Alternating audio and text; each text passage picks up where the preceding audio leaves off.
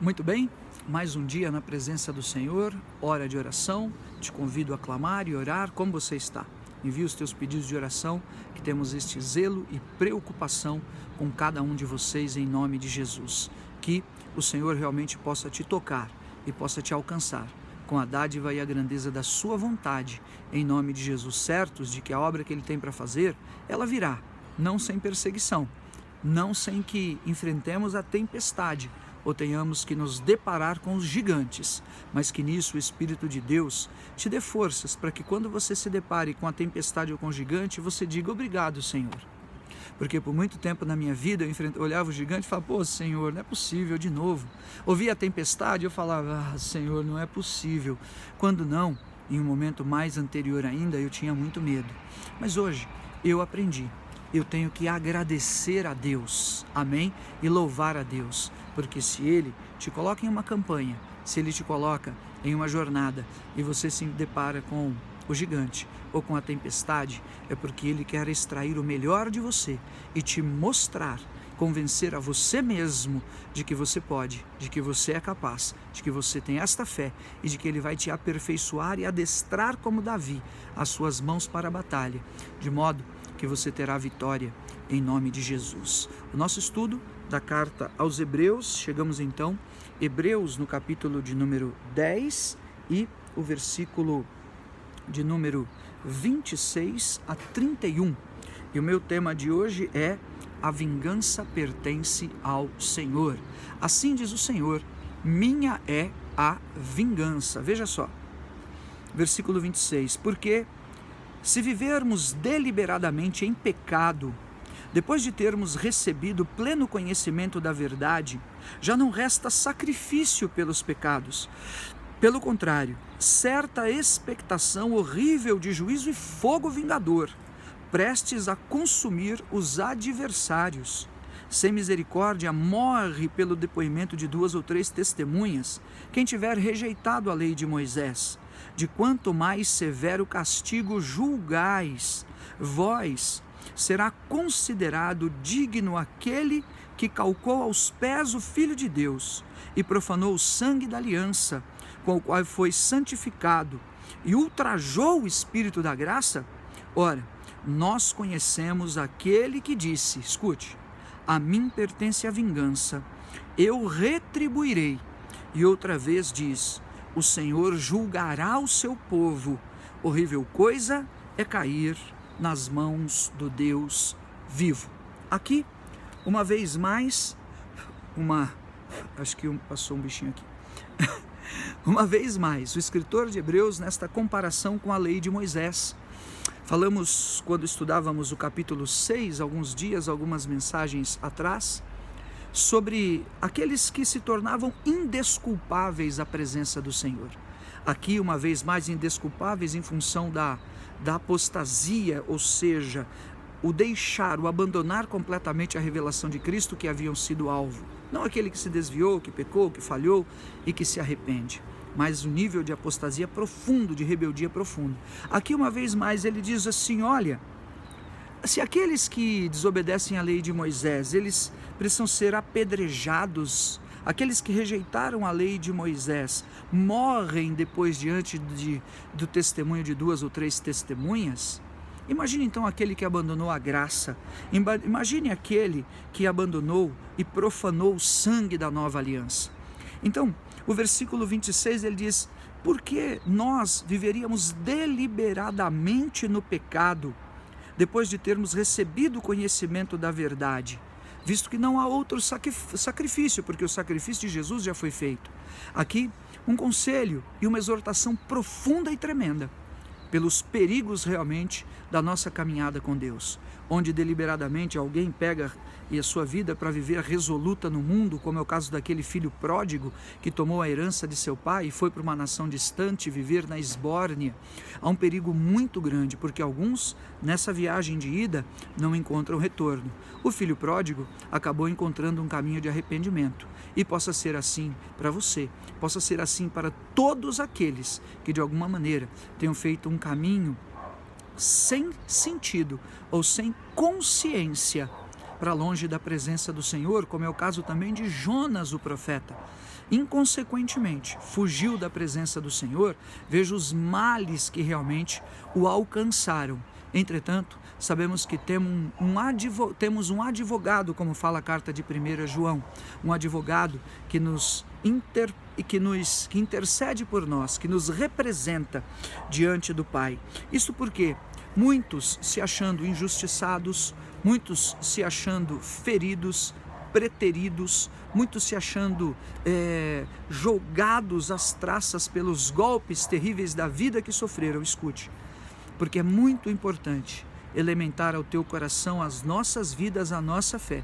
Muitos, até os dias de hoje, e eu conheço gente assim, não conseguiram retornar à casa de Deus e preferiram bancar revoltas, preferiram bancar no peito, na carne, argumentos de Satanás, do que realmente compreender o caminho de Deus para que saltassem essa onda, para que pudessem sobrepujar este mal, mas não conseguiram esse caminho em função de terem sido feridos ou de terem sido destratados, somando aos maus tratos que sofreram, e me refiro ao próprio ambiente da igreja, quanto mais do mundo e quanto mais da própria família. Mas muitas vezes, esses males sofridos dentro da própria igreja, em comunhão com líderes e com desavenças entre os próprios irmãos, até mesmo no altar, sabe o que acontece? Acabam representando um peso maior para as pessoas do que se fosse no mundo ou na família, assim por diante. E acabam vivendo como aqueles que encontram razão própria e argumentos próprios em sua ira, em sua revolta. E isso não vai ajudar ninguém, nunca ajudou ninguém, porque está escrito, meu irmão, a mim pertence a vingança, diz o Senhor. A vingança pertence ao Senhor, o Senhor é que julgará. O juízo e a vingança vêm do Senhor. Jesus trouxe ensinamentos tremendos a respeito disso, sabe? Com relação àquele que te agredir uma face, dê a outra. Para você amar os seus inimigos, olha o que foi dito. Eu, porém, vos digo, que justiça há se você amar aqueles que te amam? Mas que grandeza haverá de Cristo se você amar aqueles que não te amam, aqueles que te odeiam. Então, que eu e você possamos olhar para esta mensagem e buscar no Espírito de Deus a capacidade, o aperfeiçoamento dos santos, como fala Efésios capítulo 4, versículo 12, através dos evangelistas, pastores, profetas, apóstolos e mestres, sem recusar, sem recorrer ao recurso da carne, da justiça própria, da vingança, que muitos alimentam sua alma e nisso estão presos em um nível espiritual muito aquém de suas promessas. Em nome do Senhor Jesus, ainda que prosperem, ainda que tenham carros e casas, isso ou aquilo, estão muito distantes de qualquer aperfeiçoamento espiritual. Creia e receba, a vingança pertence ao Senhor, o juízo, o julgamento vem do Senhor. E Ele traz esclarecimento em todas as coisas. Por mais que você desabafe sua ira, por mais que você se revolte e desague no Facebook, ou procure um ou outro, ou quem quer que seja, ou em qualquer lugar que seja, eu quero te dizer em nome de Jesus, a vingança e a justiça vêm do Senhor. Isso para mencionar o que o próprio escritor de Hebreus está referendando ali, Deuteronômio 32, versículo de número 35 e 36, diz assim: a mim pertence a vingança, a retribuição ao seu tempo. Veja, o Senhor traz a sua mão de justiça própria ao seu tempo, é o tempo de Deus. Então os agressores, os ofensores, se não aquilo que você talvez tenha usado como pretexto das suas próprias falhas para encontrar um culpado para as coisas, porque isso também em grande medida é uma verdade. Sabe o que acontece? O tempo é de Deus, para que Ele te justifique, para que Ele mostre realmente qual lado estava com a razão. E aquilo que era injustiça, cada um colhe aquilo que semeia. Ao seu tempo, quando resvalar o seu pé, porque o dia da calamidade está próximo e o seu destino se apressa para chegar. Vem o dia da vingança do Senhor, porque o Senhor fará justiça ao seu povo. E se eu e você somos povo de Deus, irmãos, em nome de Jesus, essa é a grandeza da obra que Ele quer realizar. Limpe o teu coração, lave a tua alma pela revelação da palavra, consagre-se. Você é um homem de Deus, uma mulher de Deus, um tempo de constituição especial Deus tem na tua vida. E o mais, bispo? E essas pessoas, e aqueles líderes, e essa gente toda, e a família, e o tempo todo que eu gasto. Você pode ter milhões de questionamentos, eu também tenho. E pode ter certeza que já passei por todas essas etapas e fases. E de muito posso te dizer, fui também ferido.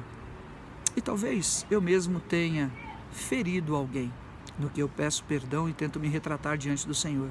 Ainda que talvez não propositalmente, mas acho que a nossa virtude e a nossa grandeza, se é que temos alguma grandeza que não a grandeza de Deus em nós, é essa, de passarmos por um caminho de humilhação diante do Senhor e saber que eu não posso ser instrumento para denegrir o próximo, o meu irmão, a minha irmã, a minha esposa ou a minha filha, ou a obra, ou um pastor, ou quem quer que seja. Mas se nisso, em alguma forma, falhamos, o Senhor é testemunha que não foi de caso pensado e de coração, mas o nosso caminho é o caminho do arrependimento e da virtude, mas em grande medida, o quanto fomos afligidos e assolados ou feridos. Eu quero declarar para encerrar o versículo de número 31. Irmãos, tenho que colocar o óculos, não tem jeito não. Depois que você passa dos 40, começa a ser assim. Horrível coisa é cair nas mãos do Deus vivo. Coloque nas mãos do Deus vivo. Se estiver nas tuas mãos a tua ira, a tua revolta, o teu desejo de vingança, ou por mais que você seja uma pessoa que tem algum tipo de influência que possa prejudicar ou denegrir alguém e dizer, você vai ver, você vai pagar, você vai morrer, não vai adiantar nada. Mas horrenda coisa é cair nas mãos do Senhor. Coloque nas mãos do Senhor agressores, invasores, aqueles que desrespeitaram a tua identidade ou a tua ingenuidade, te usaram e abusaram da sua paciência, ou do seu dinheiro, ou da sua boa vontade, da sua fé. O teu trabalho no Senhor não é em vão. Se levante, o Senhor está te chamando, porque tem uma obra que Ele começou, e sou eu que tenho que fazer a minha parte, é você que tem que fazer a sua parte, em nome de Jesus. Horrenda coisa é cair nas mãos do Deus vivo, diz o Senhor. Pai de amor, esta é a tua palavra viva e verdadeira que não volta vazia. Eu te peço, Senhor, em nome de Jesus, todos quantos estão vulneráveis por ataques, por Senhor, sentimento de vingança, por iras, por rebeldias, por maldições, por incertezas, todos quantos têm atraído males, Senhor, e perseguições, potencializado demônios e vingadores contra si mesmos, porque desejam vingar-se na carne contra outrem.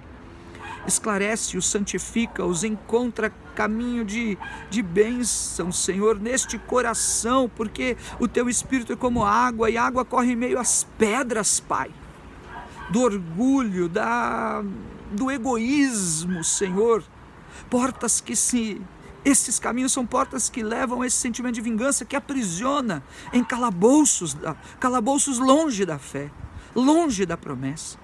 Põe em liberdade os cativos e os oprimidos, eu te peço, no nome de Jesus.